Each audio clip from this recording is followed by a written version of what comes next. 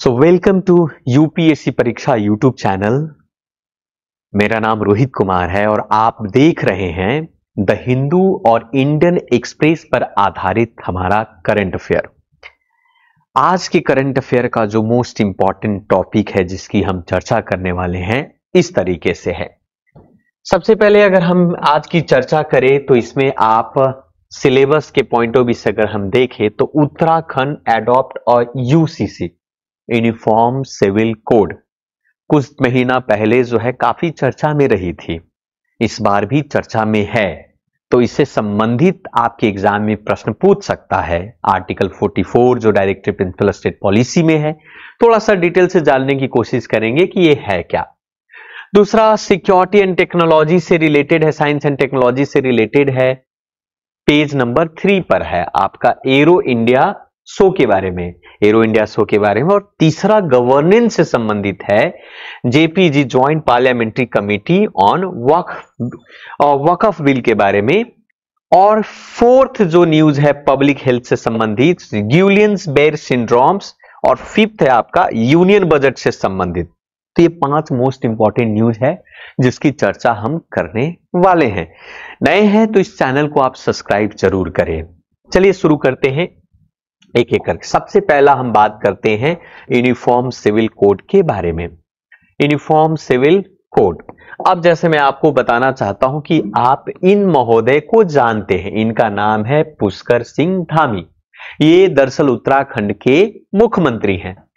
उत्तराखंड के मुख्यमंत्री पुष्कर सिंह धामी जो है मंडे को ऑफिशियली ये कहा कि हम लोग यूनिफॉर्म सिविल कोड को रोल आउट कर रहे हैं ऑल रेसिडेंट्स ऑफ स्टेट के अंदर में, यानी कि वो सभी लोग, राज्य के लोग जो वहां के निवासी हैं।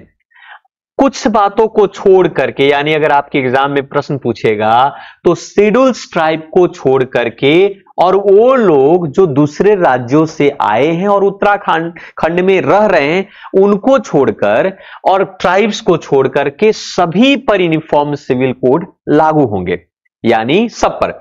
अब उत्तराखंड भारत का पहला राज्य बन गया स्वतंत्रता के बाद जो यूसीसी को लागू किया, यानी यूनिफॉर्म सिविल कोड को लागू करने वाला पहला भारत स्वतंत्रता के बाद जो है ये राज्य बना आपका उत्तराखंड। यूसीसी बिल में स्टेट असेंबली ने पहले ही लास्ट फरवरी को यह पास किया था कि अब उत्तराखंड में ट्रिपल तलाक, हलाला, इद्दत, कस्टम रिलेटेड टू मैरिजेस और डिवोर्स से संबंधित जो मुस्लिम पर्सनल लॉ हैं वो पूरी तरीके से बैन कर दिया गया है। अब इस बात में यह कहा गया है कि हमारे उत्तराखंड में पुरुष और महिलाओं के बीच में समानता होगा, महिलाओं को इक्वल अधिकार दिए जाएंगे, इक्वल राइट्स दिए जाएंगे प्रॉपर्टी और इनहेरिटेंस पर। यूसीसी इस बात को भी मेंटेन करता है कि ऑनलाइन रजिस्ट्रेशन जो मैरिजेस, डाइवोर्स और लिव इन रिलेशनशिप पर भी कानून बनाए गए हैं। गवर्नमेंट का एक पोर्टल है जिसका नाम है ucc.uk.gov.in, वहां पर अपने पर्पस के पॉइंट ऑफ व्यू से आप लॉग इन कर सकते हैं। वहां रिकॉर्ड, रजिस्टर, कंप्लेन या हर तरीके की चीज पोर्टल पर आप अपलोड कर सकते हैं और उसके अकॉर्डिंग आप पर कार्रवाई या आपकी समस्या का समाधान किया जाएगा। मैं आपको बता दूं कि मैरिजेस से संबंधित इन सभी चीजों के बारे में जानकारी की गई है। अगर marriages has taken place to after implementation of the should be registered within the 60 दिनों के अंदर में रजिस्टर्ड करवाना होगा और इस तरीके से कानून। अब थोड़ा सा यूनिफॉर्म सिविल कोड के बारे में बता दूं कि हमारे डायरेक्टरी प्रिंसिपल स्टेट पॉलिसी जो है डीपीएसपी, उसके आर्टिकल 44 में यूनिफॉर्म सिविल कोड के बारे में कहा है। आर्टिकल 25 और 28 जो है कॉन्स्टिट्यूशन गारंटी देता है रिलीजियस फ्रीडम का, इंडियन सिटीजन्स का अलाउ करता है कि वो अपने रिलीजियस ग्रुप में अपने चीजों को मेंटेन कर सकता है। लेकिन वहीं पर आर्टिकल 44 एक्सेप्ट जो है Indian state apply directive principle common law सभी के लिए कहता है कि राज्य में सभी कॉमन लॉ होना चाहिए। स्वतंत्रता से पहले एक ऐसा राज्य था जहां पर यूनिफॉर्म सिविल कोड था और वो राज्य आपका गोवा है। गोवा एक ऐसा राज्य था जो ब्रिटिश के शासनकाल के दौरान में ही उस राज्य में यूनिफॉर्म सिविल कोड थे जिसको गोवा सिविल कोड के नाम से जाना जाता था, गोवा सिविल कोड के नाम से जाना जाता था। तो आप कह सकते हैं इस पॉइंट ऑफ व्यू से कि ये राज्य है आपका दूसरा न्यूज पर हम चर्चा करते हैं। दूसरा न्यूज है आपका companies from more than 15 countries to participate in Bengaluru aero India, so France lead a 35 exhibitor. मैं आपको बता दूं कि भारत जो है हर 2 साल पर एरो इंडिया नामक जो है एक एग्जीबिशंस करवाती है। एरो इंडिया के नाम से भारत हर 2 साल पर एरो इंडिया के नाम से एग्जिबिटर, अभी तक का टॉप कंपनी जो है फ्रांस का है। France has once again emerge a top exhibitor, यानी कि एरो इंडिया में पार्टिसिपेट करने वाले अभी तक रजिस्टर्ड करने वाला जो देश है फ्रांस है। फ्रांस जो है करीब करीब फ्रांस की 35 कंपनियां जो है यहां पर रजिस्टर्ड की है। आपको बता दूं कि 2025 के एडिशंस में हर 2 साल पर एरो स्पेस शो एग्जीबिशंस होता है और एयर फोर्स स्टेशन एलहांका इन कर्नाटका बेंगलुरु के अंदर में इसका आयोजन होने वाला है। 15 देश की कंपनियां जो है इसमें पार्टिसिपेट कर चुके हैं। इन सभी देशों में अभी फ्रांस जो है लीडिंग पर है, यानी फ्रांस टॉप पर है, यानी फ्रांस की 35 कंपनियां ने एरो इंडिया में रजिस्टर्ड कर चुका है, एरो इंडिया के एग्जीबिशंस में रजिस्टर्ड हो चुका है। ये पहले नंबर पर आपका फ्रांस, यानी फ्रांस की सबसे अधिक कंपनियां भारत में इस एग्जीबिशंस में पार्टिसिपेट कर रहे हैं। उनमें से डेसॉल्ट एविएशन, सैफरन और थेल्स नामक कंपनियां भी शामिल है। दूसरे नंबर पर अमेरिका है, अमेरिका लीडिंग एग्जीबिटर, जिसमें 27 कंपनियां अभी रजिस्ट्रेशन करवा चुकी हैं। इसके अलावा लॉकहीड मैरिटन, बोइंग्स और जी एरोस्पेस ने भाग लिया है। जर्मनी 22 एग्जीबिशन के साथ तीसरे नंबर पर है। उसके बाद इटली हुआ, रशिया हुआ, यूके हुआ, इजराइल हुआ, इसके अलावा कनाडा हुआ, नॉर्वे हुआ, स्वीडन हुआ, ऑस्ट्रेलिया हुआ, रिपब्लिक, श्रीलंका, सिंगापुर, ताइवान, ऐसे ये सारे देश जो हैं एरो इंडिया में पार्टिसिपेट कर रहे हैं। ये एक तरीके से इंडिया का सबसे बड़ा एग्जीबिशन है, खास करके एयर के फील्ड में अगर देखा जाए, एयरफोर्स के द्वारा या एयर के फील्ड में देखा जाए। आपको बता दूं कि 10 से लेकर 14 फरवरी तक ये आयोजन किया जा रहा है। हर 2 साल पर यह आयोजन होता है और दुनिया भर की कंपनियां जो है भारत में आते हैं और पार्टिसिपेट करते हैं और अपना कर्तव्य दिखाते हैं। आपका एयरक्राफ्ट के अलावा जो है बहुत सारी, आपको बोले रोटरी प्लेटफॉर्म, विंग्स, इस तरीके की बहुत सारी कंपनियां हैं। इस तरीके से आप कर सकते हो। ये हमारे एग्जाम के पॉइंट ऑफ व्यू से बहुत इंपॉर्टेंट है, कई बार पूछा। भारत में इस बार मिनिस्ट्री ऑफ डिफेंस के द्वारा इसको ऑर्गेनाइज किया जा रहा है, जिसका नाम दिया गया डिफेंस एग्जीबिशन ऑर्गेनाइजेशन के द्वारा ऑर्गेनाइज किया जा रहा है। तीसरा जो न्यूज है आपका, JPC rejected all amendment to Waqf a bill made by opposition. Opposition के द्वारा जो बनाया गया था वक्फ बिल से रिलेटेड, उसको क्या किया है, ज्यादातर ज्वाइंट पार्लियामेंट्री कमेटी ने उसको रिजेक्ट कर दिया। तो तीसरा न्यूज हम इसको समझते हैं।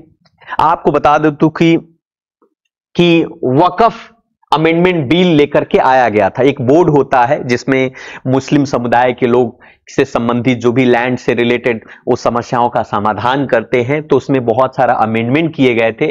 ज्वाइंट पार्लियामेंट्री कमेटी जो है वक्फ अमेंडमेंट को में से जो 500 ऐसे अमेंडमेंट थे, उनमें से 32 को मात्र एक्सेप्ट किया और बाकी सबको रिजेक्ट कर दिया है। बिल ओरिजिनली प्रपोज किया गया था to remove the concept of Waqf by user के द्वारा किया को कॉन्सेप्ट को रिमूव करने के लिए, जो प्रॉपर्टी से संबंधित था, वक्फ बेस्ड प्रॉपर्टी से संबंधित था, जिसका यूज जो वो प्रॉपर्टी रिलीजियस पर्पस के लिए उस प्रॉपर्टी का प्रयोग किया जाता था। अब पैनल के द्वारा जो है इन सारे अमेंडमेंट को अडॉप्ट किए गए थे, लेकिन फाइनल जो इंक्वायरी होती है डिस्ट्रिक्ट कलेक्टर के अधीन में रहकर सरकार उन सभी प्रॉपर्टी की इंक्वायरी करवाती है और फाइनली डिसीजन होता है कि ये प्रॉपर्टी जो है वक्फ बोर्ड का है या फिर उसके बाहर का है। One of the biggest objection था इसमें यह भी है, जो वक्फ अमेंडमेंट बना था, कि इस बार क्या किया गया था कि नॉन मुस्लिम को भी वक्फ बोर्ड का मेंबर बनाया गया था।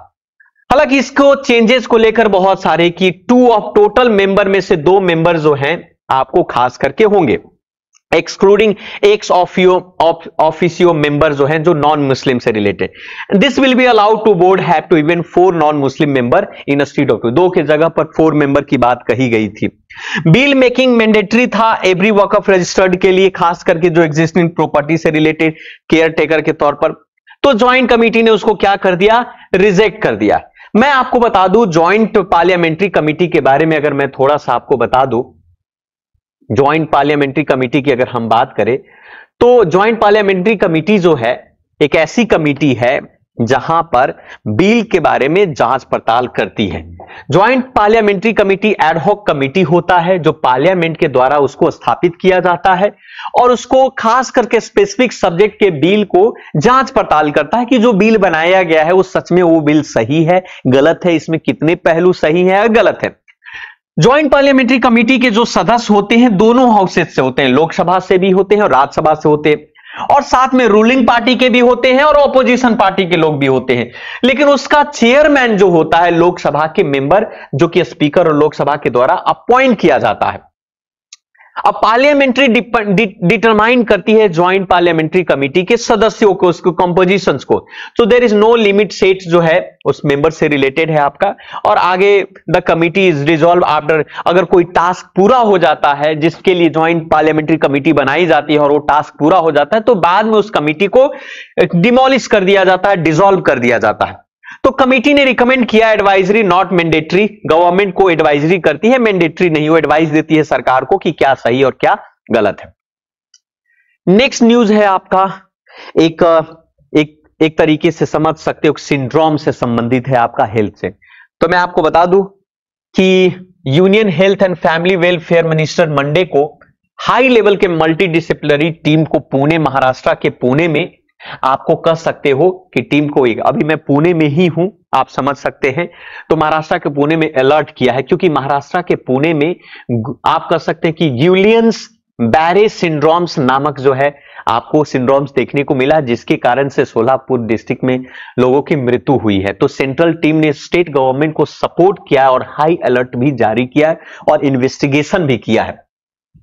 मैनेजमेंट के अकॉर्डिंग टू स्टेटमेंट, टीम के अकॉर्डिंग ये कहा गया कि 7 एक्सपर्ट लोग national centre for disease control से दिल्ली से गए हैं, बेंगलुरु से गए हैं, regional health and family welfare से गए हैं पुणे के अंदर में।